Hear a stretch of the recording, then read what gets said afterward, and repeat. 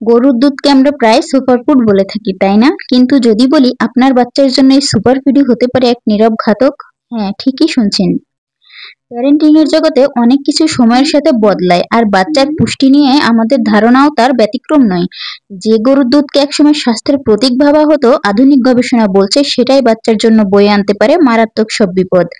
কেন বিশেষজ্ঞরা 2 বছরের আগে বাচ্চাকে গরুর দুধ দিতে নিষেধ করেছেন? আসুন কারণগুলো বিস্তারিতভাবে জেনে নিই।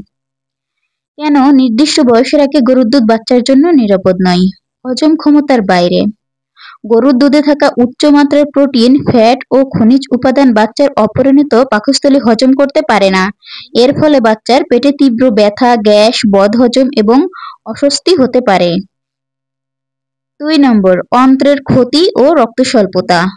গরুর দুধের জটিল প্রোটিন গঠন বাচ্চার অন্ত্রে ক্ষত সৃষ্টি করতে পারে, যার ফলে পায়খানার সাথে রক্ত যেতে পারে। এর থেকে বাচ্চার মারাত্মক রক্ত স্বল্পতা বা অ্যানিমিয়া হতে পারে। 3 কিডনির উপর মারাত্মক চাপ। গরুর দুধে থাকা অতিরিক্ত সোডিয়াম, পটাশিয়াম ও ক্লোরাইড বাচ্চার অপরিণত কিডনির উপর মারাত্মক চাপ সৃষ্টি করে। এর ফলে কিডনির স্থায়ী ক্ষতিও হতে পারে। 4 অ্যালার্জির ঝুঁকি ও অন্যান্য অসুস্থতা। বাচ্চাদের মধ্যে অন্যতম সাধারণ ফুড অ্যালার্জির কারণ হলো গরুর দুধ। এর থেকে ত্বকে র্যাশ, একজিমা, আমবাত, বমি, ডায়রিয়া বা শ্বাসকষ্টের মতো সমস্যাও হতে পারে।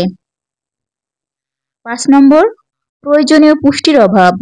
সবচেয়ে গুরুত্বপূর্ণ বিষয় হলো গরুর দুধে বাচ্চার জন্য প্রয়োজনীয় কিছু উপাদান যেমন iron, vitamin C, vitamin E এবং এসেনশিয়াল ফ্যাটি অ্যাসিড সঠিক পরিমাণে থাকে না।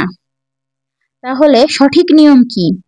জন্ম থেকে 6 মাস শুধুমাত্র মায়ের বুকের দুধ বা বুকের দুধ না পেলে ডাক্তারের পরামর্শে ফর্মুলা। 6 মাস থেকে 1 বছর পর্যন্ত মায়ের দুধ বা ফর্মুলা চালিয়ে যাওয়ার পাশাপাশি অন্যান্য সলিড খাবার যেমন ফল, সবজি, খিচুড়ি শুরু করা। এই সময়েও গরুর দুধ একদম নয়। 1 বছরের পর ডাক্তারের পরামর্শ অনুযায়ী খুবই অল্প পরিমাণে গরুর দুধ অন্যান্য খাবারের সাথে মিশিয়ে যেমন সুজি, সেমাই, পুডিং, সেরেলাক দেওয়া যেতে পারে।